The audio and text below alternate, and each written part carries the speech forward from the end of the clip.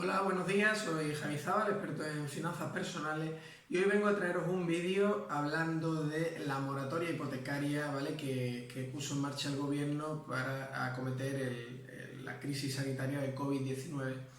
Vale, vamos a dar unas pinceladas, vamos a hablar un poquito de para quién es, cómo se implementa, qué documentación, etcétera.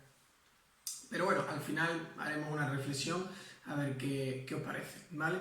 Lo primero y fundamental, ¿para quién es? Bueno, pues hay que tener en cuenta que es para personas físicas, da igual si estamos hablando en principio de autónomo o de asalariado, ahora vemos las diferencias, pero fundamentalmente es para personas físicas, no para entidades jurídicas, no para empresas, ¿de acuerdo?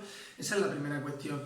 Luego, ¿qué tipo de préstamos estarían englobados en esto? Bueno, pues son los préstamos hipotecarios para compra de vivienda, fue lo primero que sacaron, y luego lo ampliaron también a otro tipo de préstamos hipotecarios que también sirven, que también se destinaban a la compra de bienes afectos a una actividad, es decir, un local comercial para una actividad económica o una oficina, etcétera. Pero como digo siempre, para una persona física.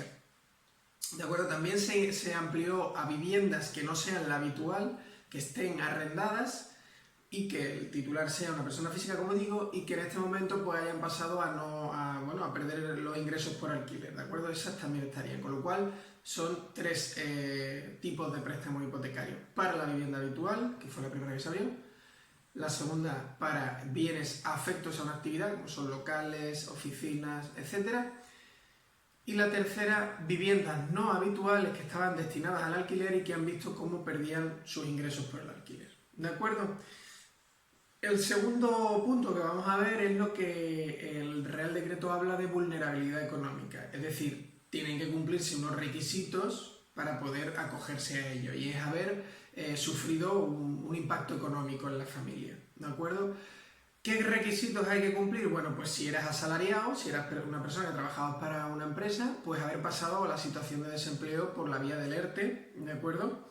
O bueno, cualquier otra vía, pero la más habitual va a ser la del ERTE. Y si eres autónomo, pues que tu facturación haya caído al menos un 40%. También hay que cumplir una serie de requisitos de ingresos familiares, es decir, no se mira solo a una persona, sino se miran los ingresos familiares. Esos ingresos familiares tienen que cumplir varios requisitos de límites, normalmente se cumplen, pero bueno, los cuento resumido para que lo sepáis. Los ingresos deben ser inferiores a 3 veces el IPREM, básicamente inferiores a 1.613,52 los ingresos familiares. Segundo, requisito, digamos, económico. Bueno, este IPREM, este límite de 1.600 se puede ver incrementado en un 10% por cada hijo, y si encima es una familia monoparental, es un 15% por cada hijo, ¿de acuerdo? Y si además existe algún familiar con discapacidad, ese límite se incrementa, en vez de 1.600 sería 2.151,36, es decir, 4 veces el IPREM, que es un índice para estos casos. Otro requisito, bueno, pues que la cuota hipotecaria más los gastos corrientes de la vivienda, como son luz, agua, teléfono, internet y los gastos comunitarios, deben ser superiores al 35% de tus ingresos. Es decir, esa carga de gastos corrientes de la vivienda tiene que suponer por encima del 35% de los ingresos que tengas disponibles durante esta etapa de alarma. Y por último, otro requisito que hay que cumplir es que la carga hipotecaria respecto a tus ingresos se haya incrementado un 30%. ¿Vale? Esto que son cálculos, a mí no me gusta hacerlo tan arduo porque al final te lo va a decir el banco si se cumplen o no se cumplen, pero bueno, tú puedes calcularlos también, ¿de acuerdo?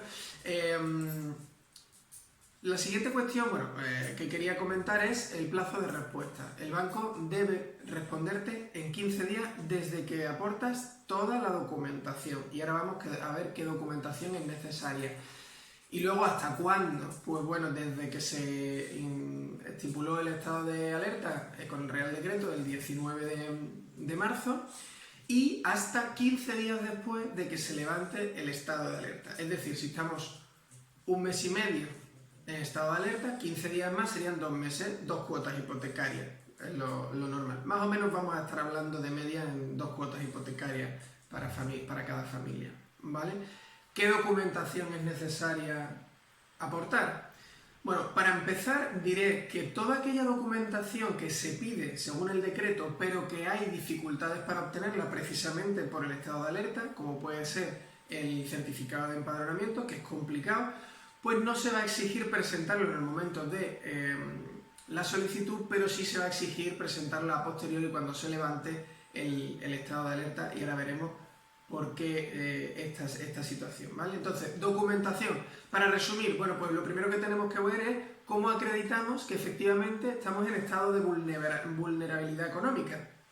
Pues si has pasado a un ERTE y has pasado a desempleo, un documento que acredite lo que vas a cobrar de desempleo. ¿Por qué no nos vale solo con la carta de demandante de empleo? Porque ahí no viene el importe y no podemos calcular todos esos límites que hemos dicho, de si supone una carga superior a un 35%, de si el IPREM y todas estas cosas que hemos comentado antes. Con lo cual es importante que el documento aportado refleje el importe que se cobra, ¿de acuerdo? ¿Y qué pasa si soy autónomo y lo que he visto es reducido mi facturación por debajo del 40% o incluso al cero porque hemos cerrado? Bueno, pues si es a cero, con el cese de actividad expedido por Hacienda sería suficiente, ¿de acuerdo? Si no hemos cesado la actividad, pero resulta que queremos decir que hemos reducido más de un 40% de nuestra facturación, dice, bueno, ¿y cómo lo hago? Bueno, pues para eso hay una declaración responsable, hay un documento que el Real Decreto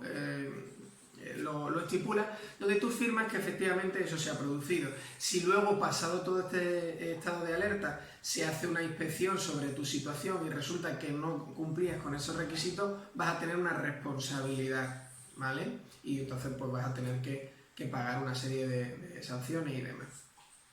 ¿Vale? ¿Qué otros documentos hacen falta? Bueno, pues como hemos dicho que los ingresos familiares hay que calcularlos, pues me hace falta saber quién es esa familia, nos va a hacer falta el libro de familia, ¿vale? Y luego, evidentemente, la nota simple de lo que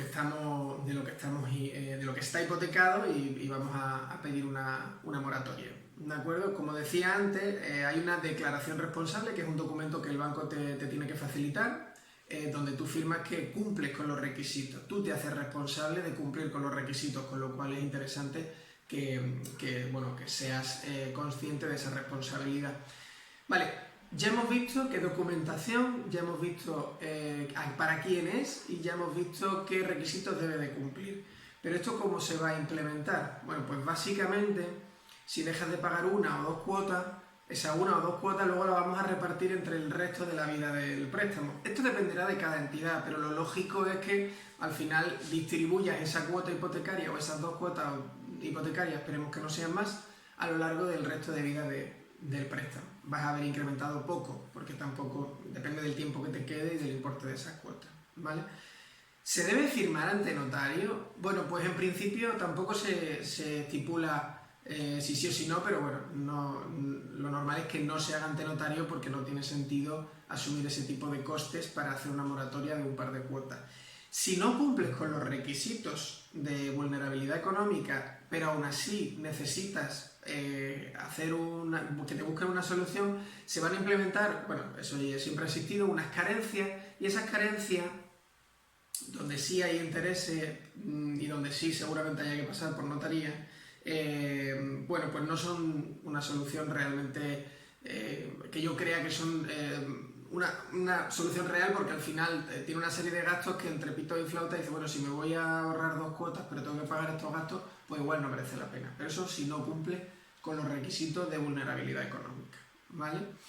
Como acabo de decir, la moratoria del Real Decreto del COVID-19 no conlleva ningún gasto para el deudor, para el cliente, para la persona que solicita la moratoria, ni se van a cobrar intereses por ello, ¿de acuerdo? Bueno, esto sería un poco el resumen de todas las circunstancias. Yo ahora me pregunto, ¿esto realmente soluciona un problema? Porque verás, la gente ha entrado en una situación de vulnerabilidad económica y este Real Decreto está hecho, como hemos dicho, hasta pasados 15 días, bueno, la parte de la moratoria, hasta pasados 15 días el estado de alerta. Pero, y cuando ya se acaben esos 2 meses, vamos a hablar de 2 meses más o menos, de moratoria hipotecaria, ¿Realmente estamos preparados las familias? ¿Están preparadas las familias para afrontar la nueva cuota hipotecaria? Que no es que se vea incrementada mucho, pero ¿ha cambiado realmente tu situación económica por levantar el estado de alerta? ¿Vas a volver a tu trabajo normal y vas a cobrar normal? Si la respuesta es sí, pues habrá sido una solución. Si la respuesta es que esto nos va a llevar a una crisis económica un poco más profunda que la puramente sanitaria, pues habrá que ver otras soluciones a futuro, ¿vale? Bueno, espero que os haya solucionado algunas de las dudas, ¿de acuerdo? Y sobre todo, toda la documentación y todas las consultas, hacerlas vía correo electrónico, por teléfono, por página web. No os acerquéis a las oficinas, quedaros en casa y resolvámoslo de manera telemática. Muchas gracias y buenos días.